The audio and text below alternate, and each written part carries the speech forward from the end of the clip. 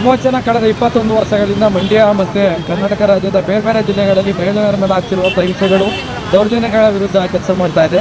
ಮಂಡ್ಯದಲ್ಲಿ ಹೆಚ್ಚುತ್ತಿರುವ ಹೆಣ್ಣು ಭ್ರೂಣ ಹತ್ಯೆ ಮತ್ತು ಗರ್ಭಪೂರ್ವ ಮತ್ತು ಪ್ರಸವಪೂರ್ವ ಭ್ರೂಣಲಿಂಗ ಪತ್ತೆ ನಿಷೇಧ ಕಾಯ್ದೆ ಮತ್ತು ಹೆಣ್ಣು ಮಕ್ಕಳ ಹುಟ್ಟುವ ಹಕ್ಕಿಗಾಗಿ ಆಂದೋಲನದಲ್ಲಿ ನಿರಂತರವಾಗಿ ಕೆಲಸ ಮಾಡ್ತಾ ಇದ್ದೀವಿ. ಪ್ರತಿ ವರ್ಷ ಸರಾಸರಿ ನಮ್ಮ ಕರ್ನಾಟಕ ರಾಜ್ಯದಲ್ಲಿ 50,000ಕ್ಕಿಂತ ಹೆಚ್ಚು ಹೆಣ್ಮಕ್ಳುಗಳು ತಾಯಿಯ ಗರ್ಭದಲ್ಲಿರುವಾಗಲೇ ಹಲವಾರು ಕಾರಣಗಳಿಂದ ಮೂಢನಂಬಿಕೆ, ಬಡತನ, ಮದುವೆಯ ಖರ್ಚು, ವೈಜ್ಞಾನಿಕ ತಂತ್ರಜ್ಞಾನ, ಸ್ಕ್ಯಾನಿಂಗ್ ಯಂತ್ರದ ದುರುಪಯೋಗಕ್ಕೆ ಹಲವಾರು ರೀತಿಯ ಹೊಸ ತಂತ್ರಜ್ಞಾನಗಳಿಂದ ಹೆಣ್ಮಕ್ಳು ಇವತ್ತು ಕಾಣೆ ಆಗ್ತಾ ಇದ್ದಾರೆ.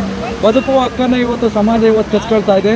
ಹಲವಾರು ರೀತಿಯ ಸಮಸ್ಯೆಗಳು ಇವತ್ತು ನಮ್ಮನ್ನು ಕಾಡ್ತಾ ಇದೆ. ಬಾಲ್ಯ ವಿವಾಹ ಆಗ್ಬೋದು, ಹೆಣ್ಮಕ್ಳ ಮೇಲೆ ಆಗ್ತಿರ್ಬೋದು, ಲೈಂಗಿಕ ಹಿಂಸೆಗಳು, ದೌರ್ಜನ್ಯಗಳಿರ್ಬೋದು, ಅಥವಾ ಅಪ್ರಾಪ್ತ ಗರ್ಭಿಣಿ ಬಾಲ ಗರ್ಭಿಣಿಯರಾಗ್ತಿರ್ಬೋದು. ಹಲವಾರು ರೀತಿಯ ಸಮಸ್ಯೆಗಳು ಈ ಭ್ರೂಣ ಹತ್ಯೆಯಿಂದ ಮದುವೆ ಆಗಲಿಕ್ಕೆ ಗಂಡ್ಮಕ್ಳುಗಳೇ ಹೆಣ್ಮಕ್ಳೇ ಸಿಗ್ತೇನೆ.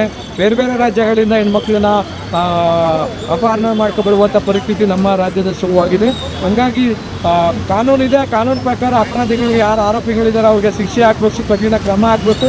ಸರ್ಕಾರ ಕೂಡ ಏನು ಗರ್ಭಪೂರ್ವ ಮತ್ತು ಪ್ರಸವ ಪೂರ್ವ ಭ್ರೂಣಲಿಂಗ ಪತ್ತೆ ನಿಷೇಧ ಕಾಯ್ದೆ ಇದೆ, ಆ ಕಾಯ್ದೆಯನ್ನು ಸಮರ್ಪಕವಾಗಿ ಅನುಷ್ಠಾನ ತರುವಲ್ಲಿ ವಿಫಲ ಆಗ್ತಾ ಇದೆ.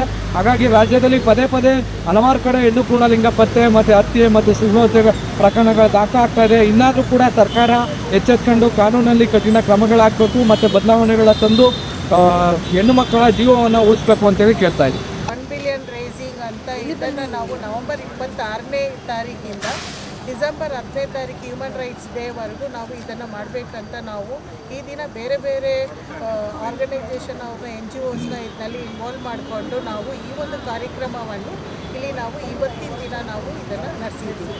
ನಮ್ಮ ಈ ವಿಡಿಯೋ ನಿಮಗೆ ಇಷ್ಟ ಆದಲ್ಲಿ ಲೈಕ್ ಮಾಡಿ, ಶೇರ್ ಮಾಡಿ, ಕಮೆಂಟ್ ಮಾಡಿ ಮತ್ತು ಸಬ್ಸ್ಕ್ರೈಬ್ ಮಾಡಿ.